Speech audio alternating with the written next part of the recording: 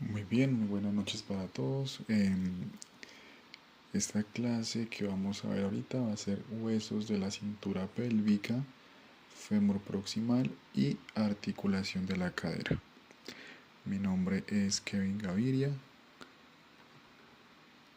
soy residente de rehabilitación de primer año y el contenido que vamos a hablar el día de hoy es generalidades inicialmente, luego vamos a hablar de los huesos de la cintura pélvica, fémur proximal y la articulación por último de la cadera, de sus ligamentos y los movimientos que nos va a permitir.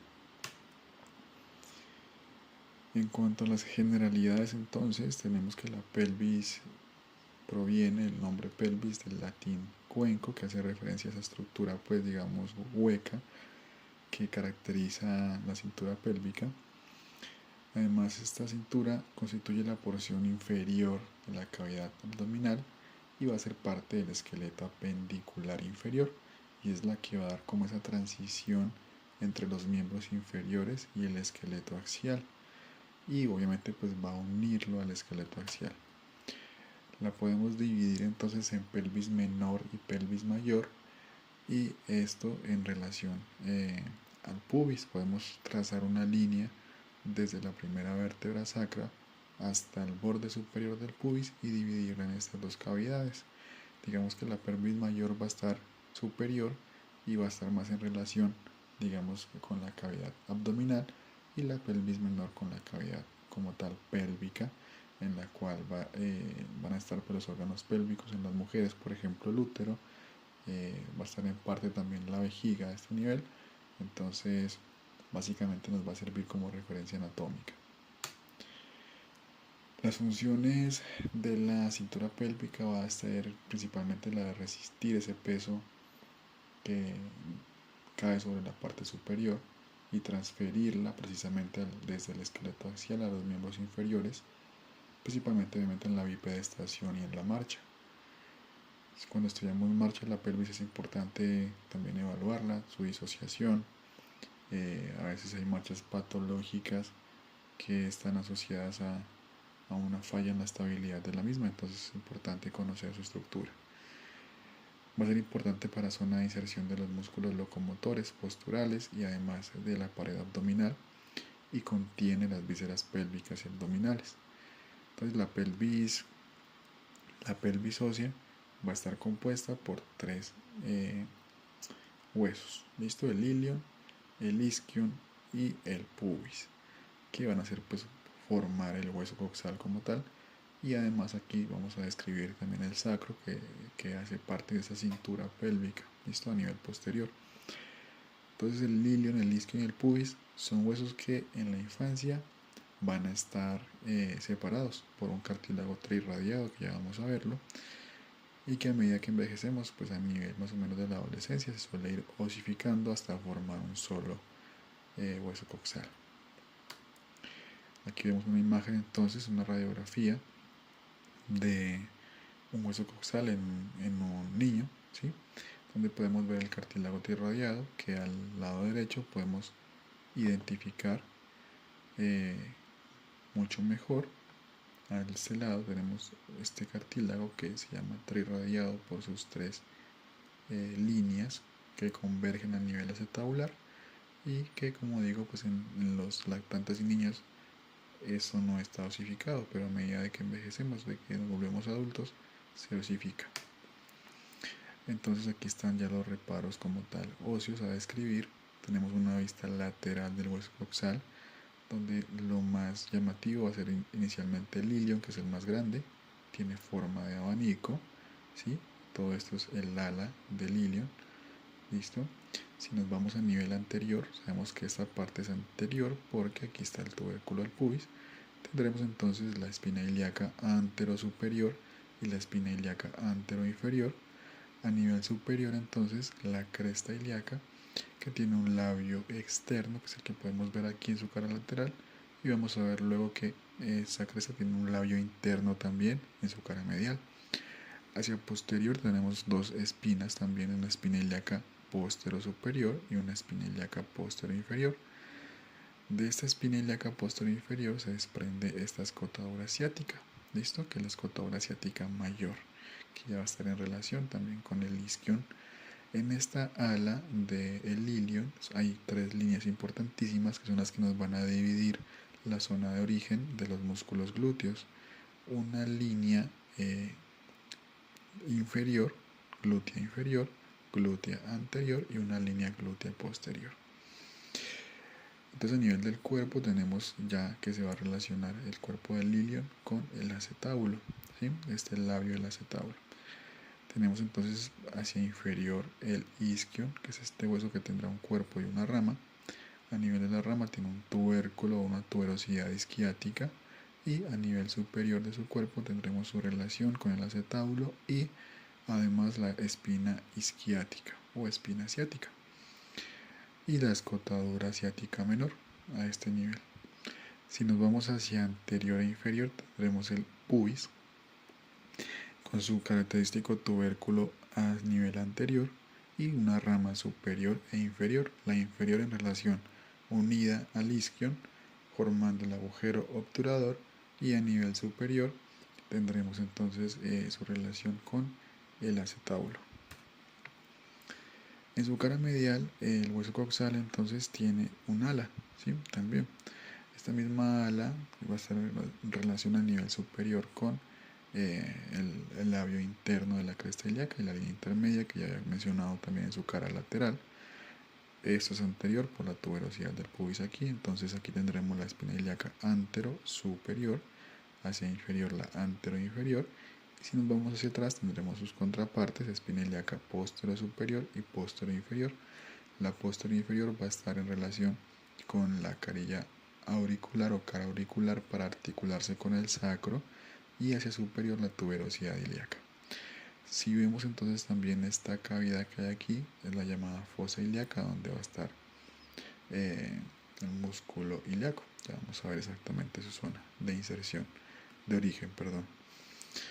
Si nos vamos hacia inferior, entonces no tendremos pues mayor, digamos, detalle que resaltar, además de los que ya vimos. Simplemente pues a nivel del pubis, ya aquí podemos evidenciar la cara de la sínfisis del pubis, que se va a articular también pues con el pubis contralateral. Entonces la pelvis cuanto a un hombre y una mujer van a variar, principalmente en su estructura, debido a que la pelvis de un hombre suele ser un poco más prominente, más alta en sus crestas ilíacas. Se dice que también es más pesada, más fuerte, y va a variar en que el ángulo del pubis va a ser menor, así también su cavidad será menor, y en la mujer esta va a ser mayor. Se habla de que este ángulo a nivel del pubis será de 80 grados, y pues esto en relación nos va a dar una mejor cavidad a nivel pélvica, y esto nos va a favorecer pues el canal del parto. Si nos vamos hacia inferior, entonces vamos a hablar del fémur. El fémur es un hueso largo, es el más largo del cuerpo humano, y además pues va a ser muy pesado. Va a transmitir ese peso desde el hueso coxal hacia la tibia y va a corresponder a un cuarto de la estatura de nuestro cuerpo.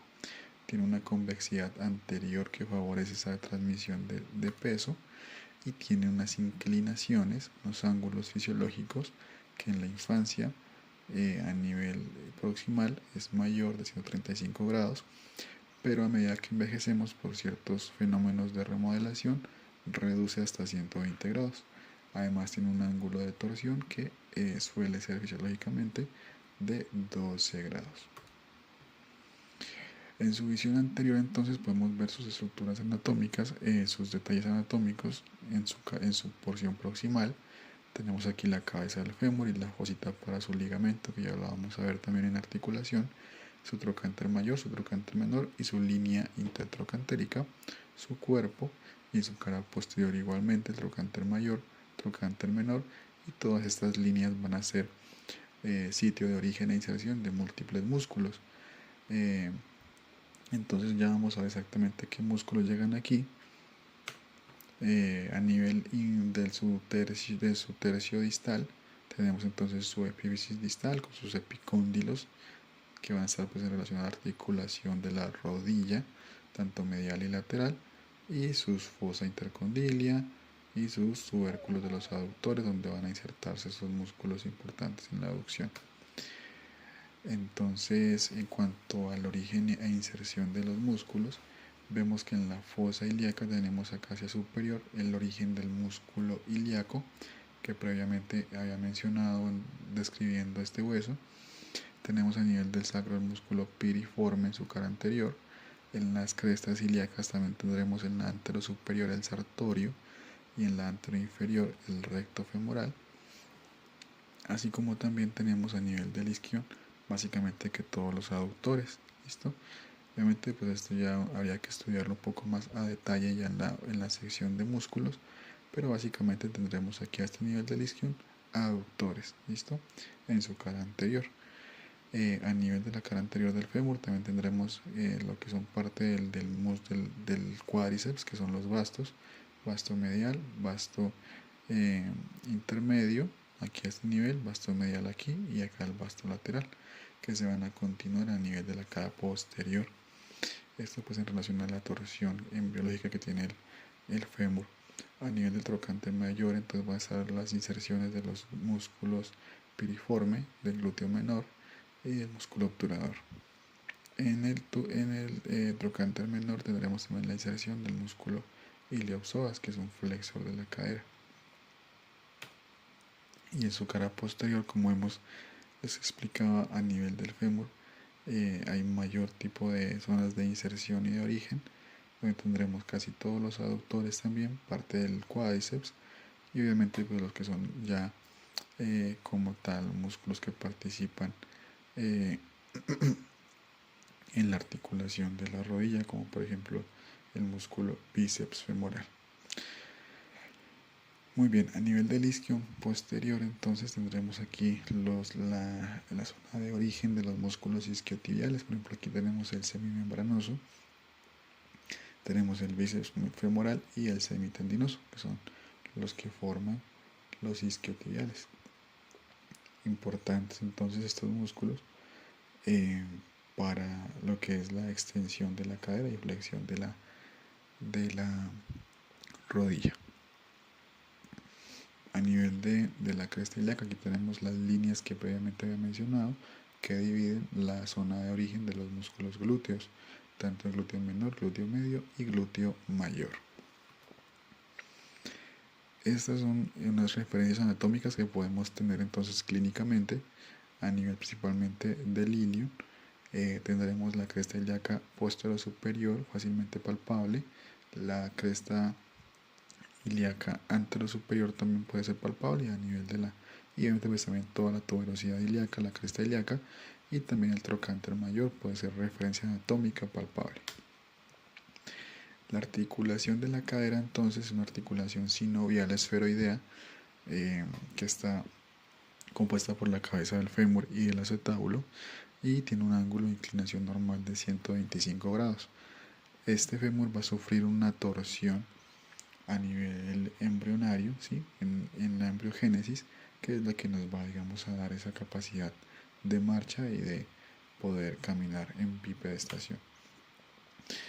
Va a permitir entonces movimientos al ser una articulación esferoidea en todos los ejes, rotación interna, externa, abducción y aducción, y extensión y flexión. Eso en los planos sagital, frontal y horizontal, tal cual como lo podemos ver en la imagen.